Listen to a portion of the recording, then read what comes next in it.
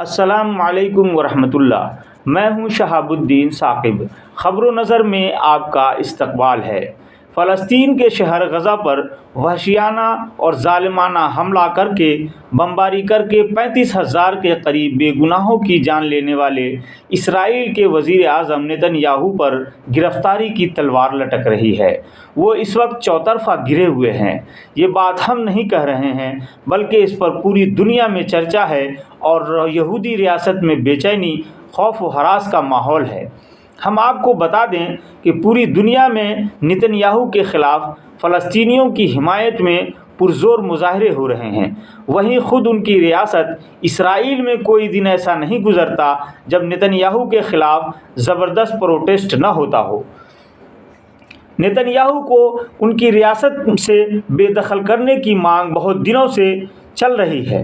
غزہ کو تباہ و برباد کر کے قبرستان میں بدلنے والے نیتن یاہو کے خلاف عالمی عدالت انصاف میں کئی مقدمے چل رہے ہیں۔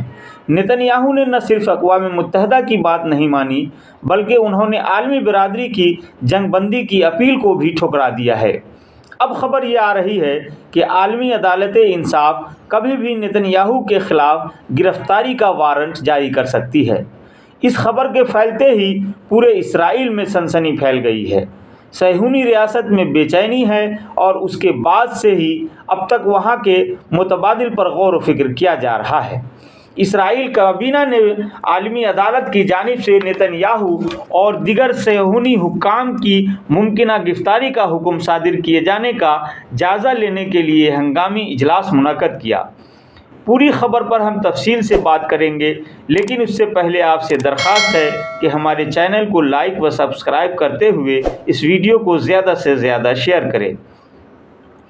ناظرین، بین الاقوامی نیوز ایجنسیوں کے مطابق اسرائیلی حکام میں بے چینی ہے کہ کہیں عالمی عدالت انصاف غزہ میں نسل کشی کے باعث نیتن یاہو اور ان کی کابینہ کی گرفتاری کا وارنٹ نہ جاری کر دے۔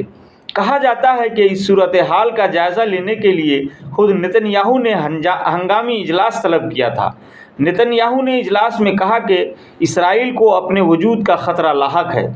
خطرے کا مقابلہ کرنے کے لیے ملکی قوتوں سے انہوں نے متحد ہونے کی اپیل کی۔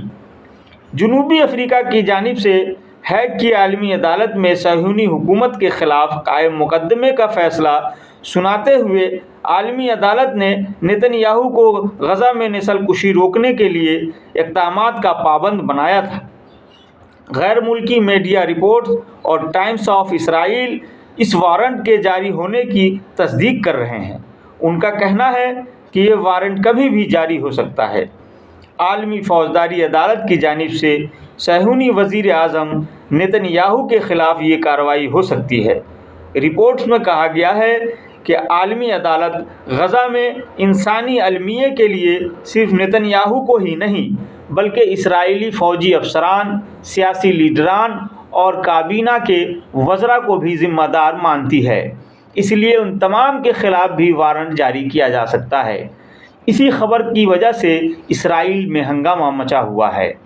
کہا یہ بھی جا رہا ہے کہ اب تک عالمی رائے عامہ کو ٹھکرانے والے اسرائیلی وزیر اعظم نیتن یاہو کو اپنی گرفتاری کا ڈر ستا رہا ہے، اس لیے انہوں نے کابینہ کا ہنگامی اجلاس طلب کیا تھا جس میں وارنٹ سے بچنے یا اسے منسوخ کروانے کے طریقوں پر غور و خوض کیا گیا۔ یہ ہم سب جانتے ہیں کہ اسرائیلی قیادت پر غزہ میں بین الاقوامی قانون کی خلاف ورزیوں کا سنگین الزام ہے۔ کہا جا رہا ہے کہ وارنٹ گرفتاری کے حوالے سے گزشتہ دنوں نیتن یاہو کے دفتر میں قانونی ماہرین اور ان کے خاص افسران کا ہنگامی اجلاس ہوا۔ رپورٹس میں یہ بھی بتایا گیا ہے کہ نیتن یاہو گزشتہ دنوں برطانوی اور جرمن کے وزرائے خارجہ کے ساتھ ملاقات میں بھی گرفتاری کے وارنٹ کے تعلق سے اپنے خدشات کا اظہار کر چکے ہیں۔ ہم آپ کو بتا دیں کہ عالمی فوجداری عدالت میں رواں سال جنوری میں میکسیکو اور چلی نے اسرائیل کے جنگی جرائم کے خلاف مشترکہ درخواست دائر کی تھی، جس میں فلسطینیوں کے خلاف اسرائیلی جنگی جرائم کی تفتیش کا مطالبہ کیا گیا تھا۔ اس سے پہلے جنوبی افریقہ نے بھی عالمی عدالت انصاف میں فلسطینیوں کی نسل کشی پر اسرائیل کے خلاف درخواست دائر کی تھی۔